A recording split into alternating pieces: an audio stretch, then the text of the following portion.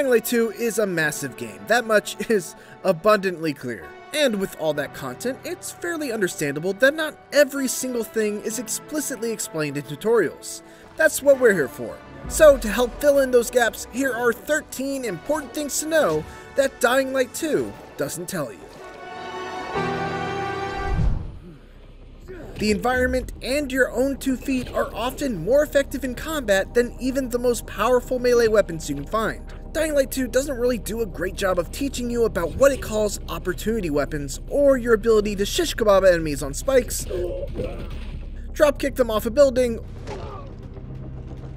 or dropkick them so you can turn them into a shish kebab on spikes. Whenever you're fighting against a bunch of enemies in a closed arena, or a single powerful enemy, take some time to run around and use your survivor sense to note anything you can use to your advantage. Spears can often be found stuck in bodies with a green light guiding you towards them, explosive canisters can be safely hit once to set them off for a timed explosion, and bottles or bricks can be picked up and thrown Last of Us style to stagger enemies and open them up for either revolt or power attack. Be careful when you try to use a stealth takedown on enemies that are higher ranked than you. Takedowns will always be an instant kill on enemies at your rank or below, but anything higher will only take a portion of damage and then be made aware of your presence. If you don't try a takedown with a knife, they're going straight for the grab. Dying Light 2 doesn't tell you how to repair your weapons, and to be fair, that's because you sort of can't. There's no NPC or workbench dedicated to fixing up broken weapons, and it isn't an option in your basic crafting menu either. However, there is just one way to stretch out the life of your weapons just a bit longer: modding. By inserting a mod into a slottable weapon, you'll be able to restore about 20% of its durability. That said, you can't replace mods, so this means you only get a handful of repairs per weapon, dependent on the number of slots it has. Higher rank gear doesn't always necessarily mean that it's better. The level of your gear contributes to your overall gear armor score, which is a measure of how much protection you're granted by your armor, but there are many other stats to consider. Dying Light 2 conveniently breaks down its gear into 4 classes, even though there are no classes in the traditional sense: Brawler, Tank, Ranger, and Medic. Brawler loot focuses on one-handed melee weapons and stamina regeneration, Tank loot focuses on two-handed weapons and various damage resistances, Ranger gear is all about movement, your survivor sense, range damage, and stealth, and Medic items focus on healing effectiveness, health regeneration, and some damage resistance as well. They all dip into other stats too, but generally if you're looking to spec into a specific playstyle, it can be helpful to try to stack as many of a certain type of loot as you can. The lockpicking minigame in Dying Light 2 is taken straight out of the pages of Skyrim and Fallout, which means that the same tricks also apply. If your pick is about to break, you can back out of the minigame and then try the lock again to essentially get your pick back up to full health without changing the sweet spot of the lock. So save that precious scrap for crafting other materials. You don't have to waste lockpicks, even on hard difficulty locks. Infected trophies are extremely valuable pieces of loot that drop from special infected and are vital to upgrading your consumables, such as medicine, throwing knives, boosters, and so on. While it can be overwhelming and often impractical to loot every single corpse you create, do make sure to at least loot the fast zombies, known as virals, as they're the most common special infected that you'll come across.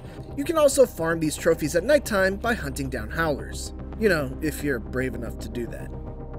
Speaking of nighttime, much like in Dying Light 1, there's a nighttime bonus that gives you a bit of extra incentive to play in the dark. Everything you do at night will give you extra experience, but you don't actually get that experience added until you survive the night. If you die, the bonus is reset. An interesting extra wrinkle to this whole thing is the risk-reward aspect of triggering a chase. At chase level 1, you get a ×2 experience bonus. At chase level 2, 3 times. Chase level 3, 4 times. And chase level 4, it's a 5 times experience boost. Make sure you've got a lock on where those UV safe zones are, because you're gonna need them if you try and squeeze as much experience as you can out of the nightlife. When it's not nighttime, don't stress too much about dying. There's no real penalty for dying in the daylight, with the exception of the fact that your weapons will maintain whatever durability they had when you died. But at the same time, shortcuts that you unlock before you die will remain unlocked, so there's never a feeling of lost progress when you keel over.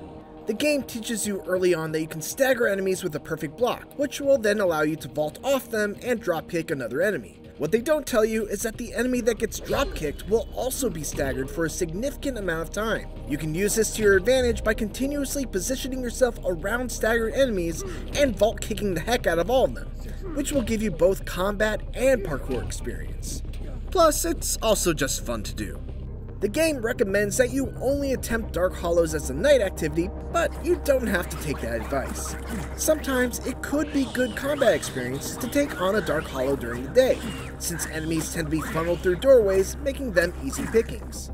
Enemies aren't the only thing you can vault off of in order to use your vault kick.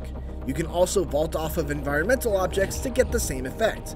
This is especially helpful when dealing with zombies out in the open on the ground floor, as you can very easily find cars, railings, and other objects to vault over for easy drop kicks and save your weapon durability.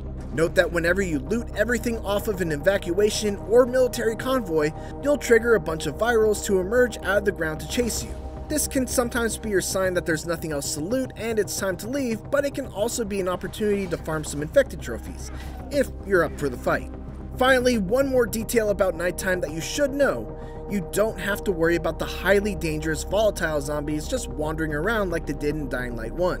Volatiles tend to keep indoors in this game unless, of course, you decide to let your chase meter get up all the way to level 4, at which point it's Aiden hunting season for them. And there you have it, 13 tips for Dying Light 2 that aren't explicitly taught to you by the game. These are definitely tips that we wish we knew when we started, so hopefully they'll be helpful to you on your first playthrough. Thanks for watching, and for more Dying Light 2, make sure to check out our full review along with the first minutes of the game. And for everything else, keep it here on IGN.